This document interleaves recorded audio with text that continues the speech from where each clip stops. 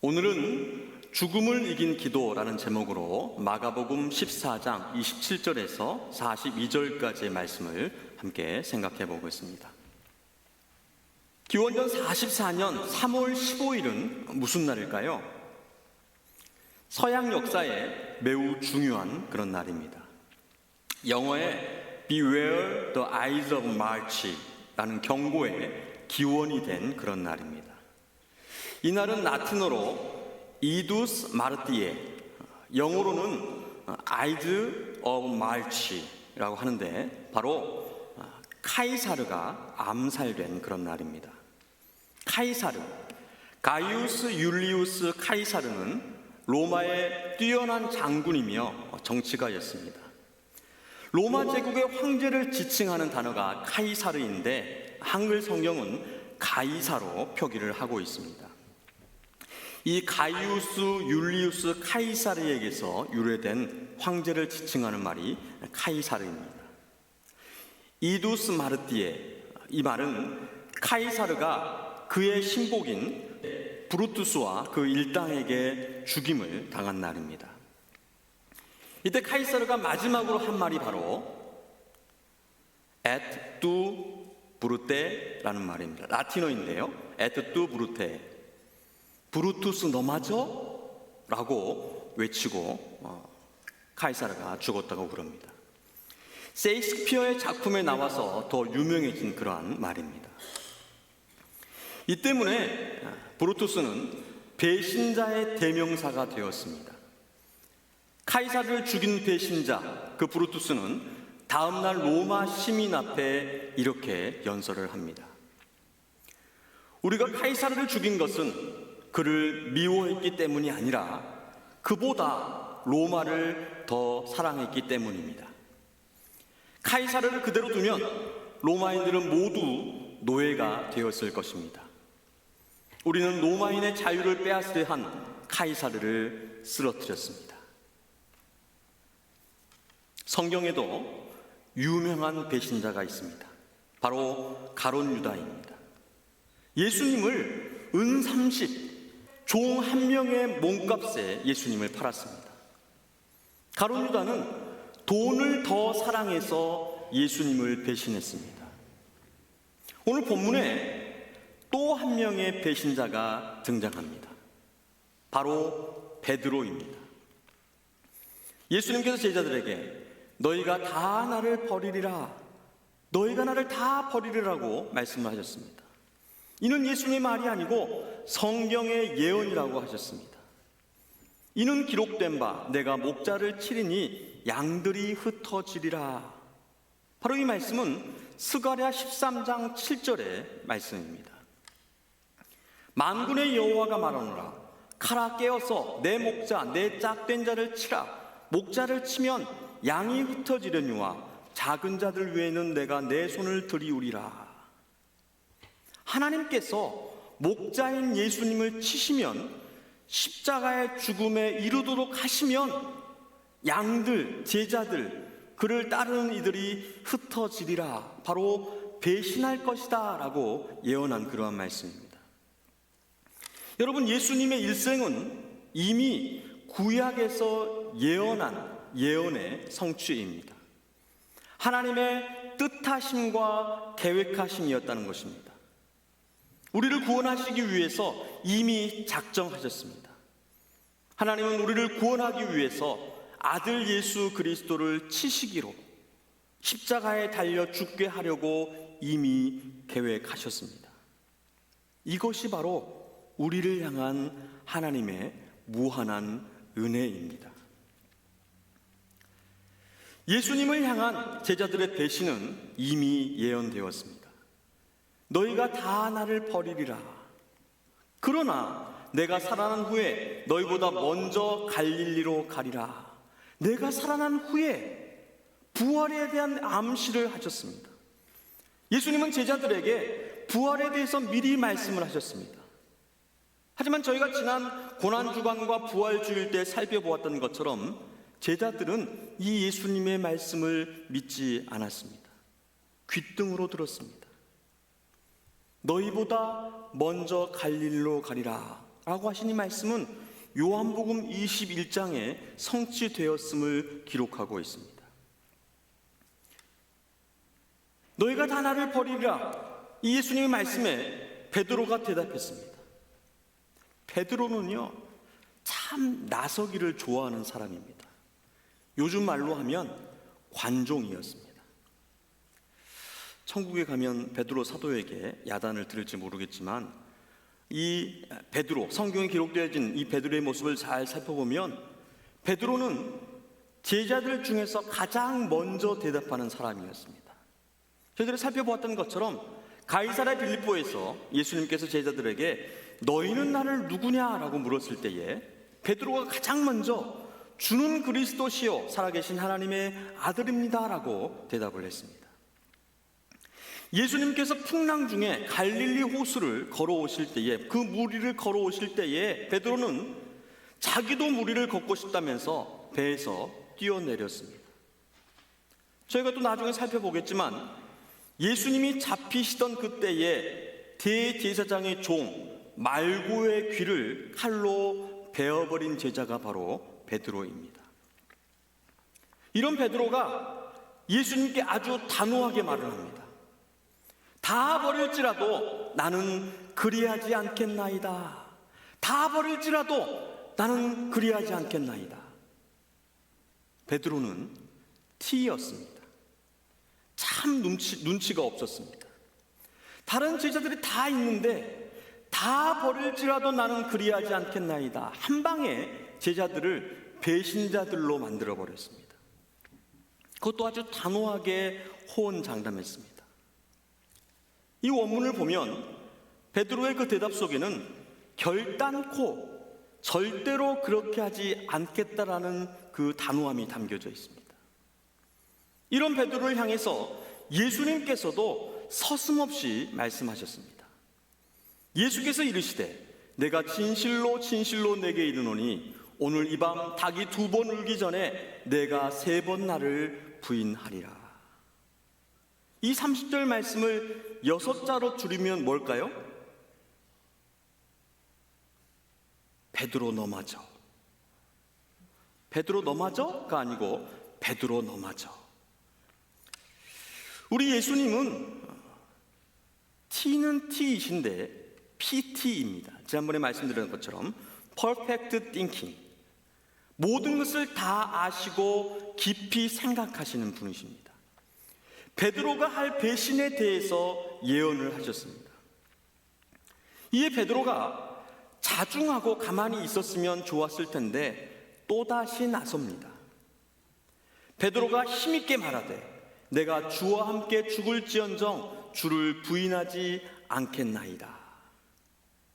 이 원어의 의미를 살펴보면 계속해서 몇 번이나 말했다는 것입니다. 아닙니다. 절대 아닙니다. 결탄코 저는 주님을 부인하지 않겠습니다. 차라리 같이 죽겠습니다. 저는 아닙니다. 아니라니까요. 아니에요. 아니지요. 아니라는 것을 아시잖아요. 저는 절대로 아닙니다. 맹세합니다. 이렇게 베드로가 말했다는 것입니다.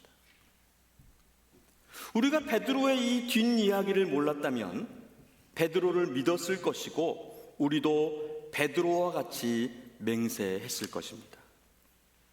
얼마나 베드로의 그 대답이 확고했던지 같이 있던 제자들도 베드로에게 빙의 되어서 저도 그렇습니다. 저도 그렇습니다. 저도 그렇습니다. 라고 했다고 기록하고 있습니다.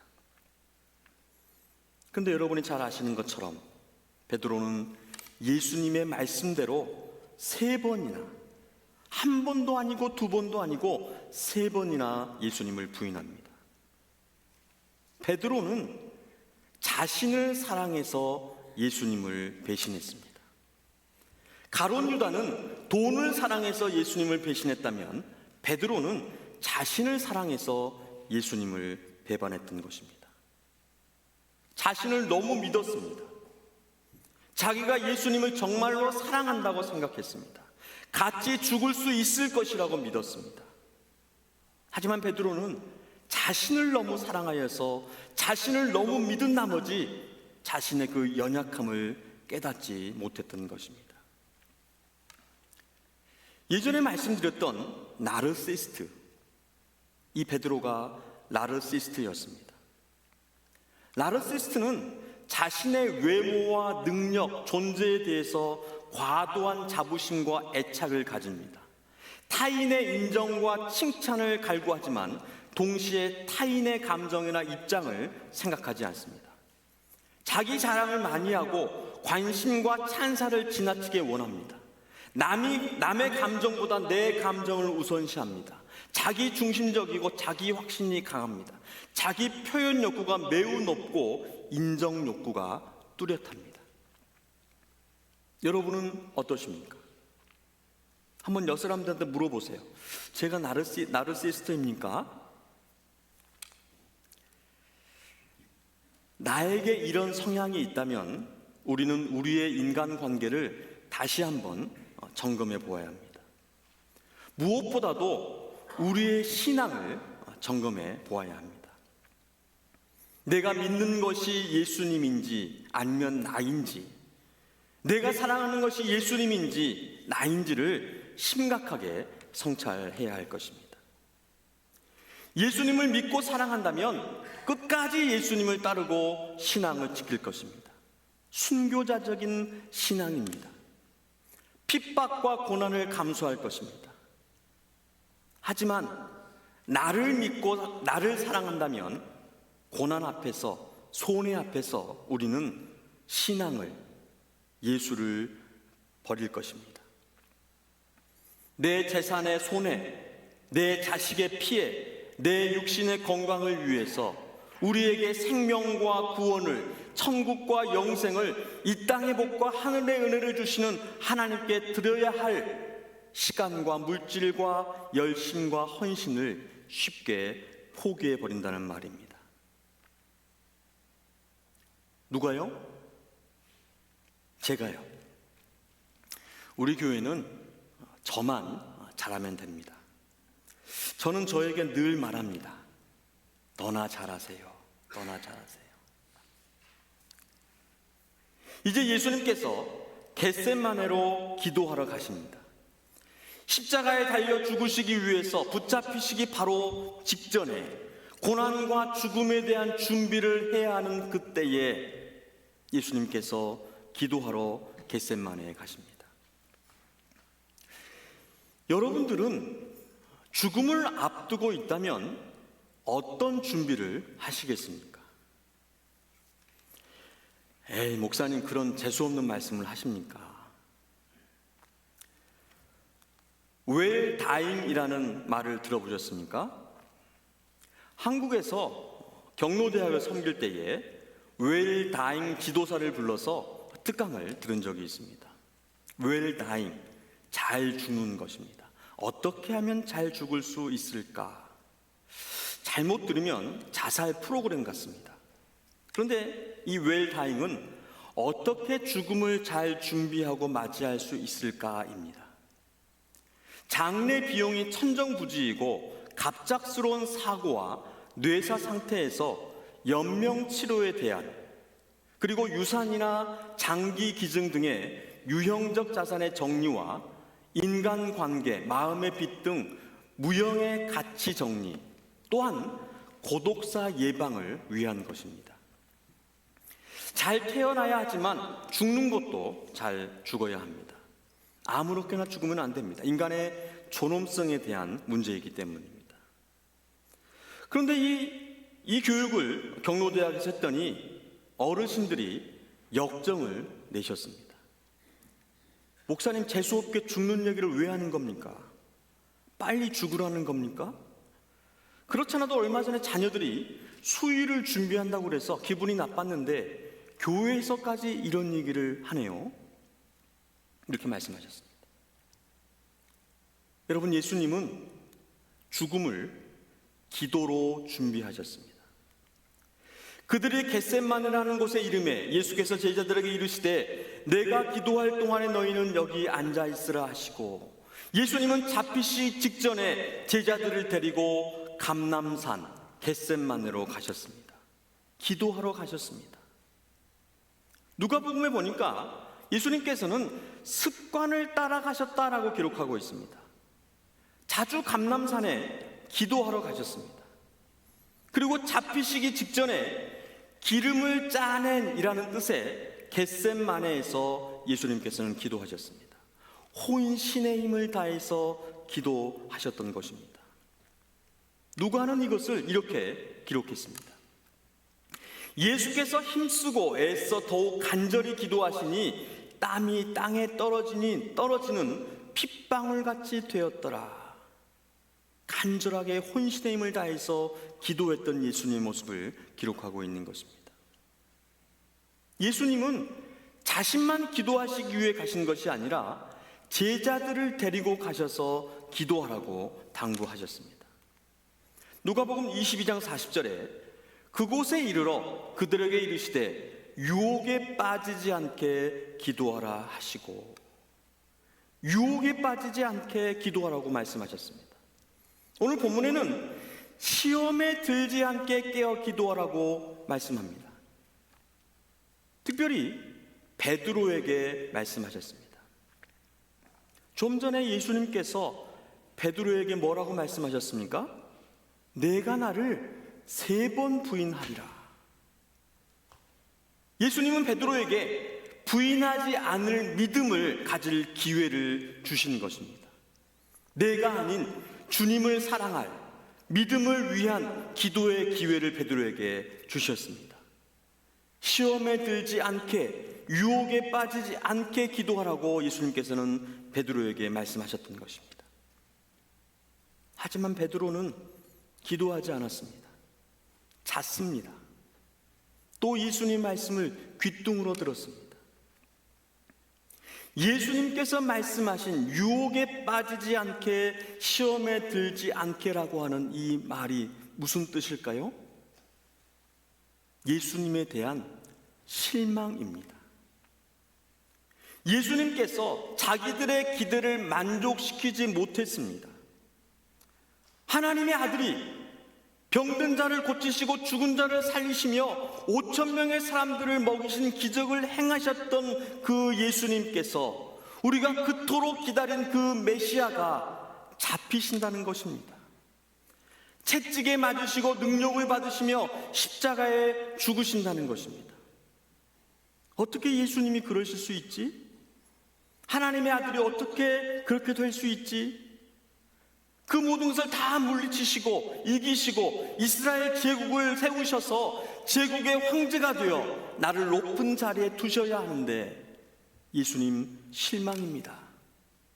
예수님 저 시험 들었어야 하는 것입니다. 여러분, 기도하지 않으면 시험에 듭니다. 유혹에 빠집니다. 그리스도가 중심이 되어야 하는데 내가 중심이 되어버립니다. 기도하지 않으면 내가 중심이 됩니다.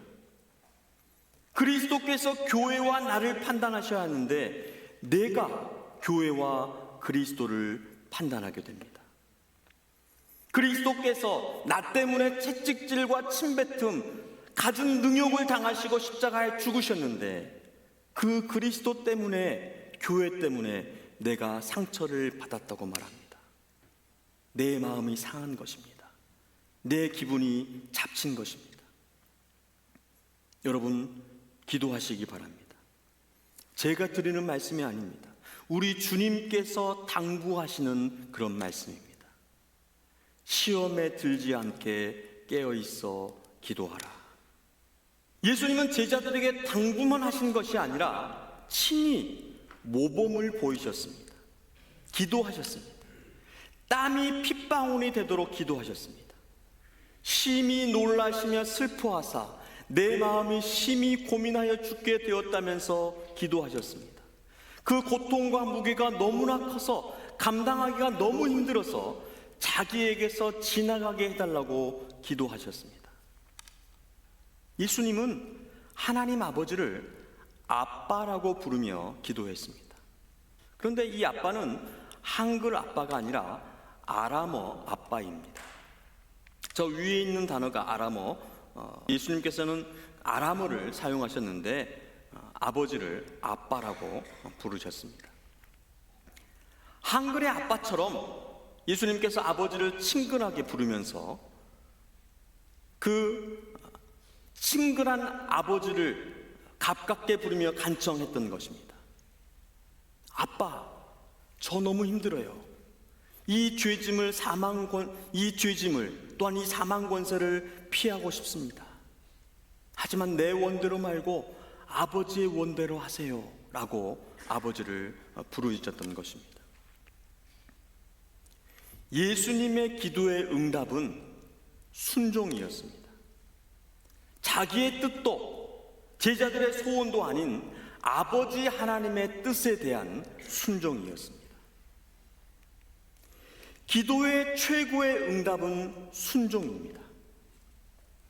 우리의 기도의 열매가 순종이라면 우리는 기도에 성공한 것입니다. 예수님은 이 고독한 싸움을 기도로 이기셨습니다. 하나님 아버지의 엄중한 공의와 심판, 그 구원의 뜻과 계획을 따라서 인간의 모든 죄와 사망을 짊어지시고 그 대가를 다 치르기 위해서 속죄 제물로 물과 피를 다 쏟으시고 생명을 내놓으신 예수님의 그 순종과 사랑은 바로 기도의 결과였습니다. 여러분들 가시곡이라는 소설을 아십니까? 백혈병에 걸린 아들을 살리기 위해서 혼자 된 아빠가 신장을 팔아 골수 이식을 하려고 하지만 그 과정에서 자신이 간암 말기라는 사실을 발견하게 됩니다. 그래서 신장을 팔 수 없게 되자 아빠는 자신의 각막을 팔아서 아들의 골수 이식 수술에 성공을 하게 되어집니다.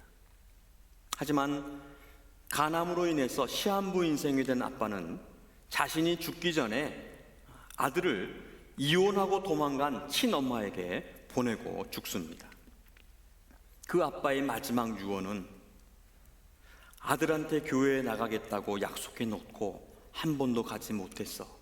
지금이라도 기도를 해야겠어. 날 좀 일으켜줘 라고 말하고 조용히 숨을 거둡니다.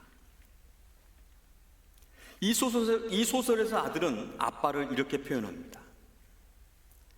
가시고기는 참 이상한 물고기예요.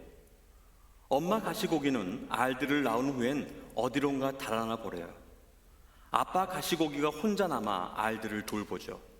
먹지도 잠을 자지도 않은 채 열심히 지켜내죠. 아빠 가시고기 덕분에 새끼들은 무사히 알에서 깨어나고 아빠 가시고기는 그만 죽고 말아요. 새끼들은 아빠 가시고기의 살을 뜯어먹고 무럭무럭 자랍니다. 결국 아빠 가시고기는 뼈만 남게 되죠. 가시고기는 언제나 아빠를 생각나게 만듭니다. 내 마음속에는 슬픔이 뭉게구름처럼 피어올라요. 아, 가시고기 우리 아빠. 우리 하나님은 가시고기 같으십니다.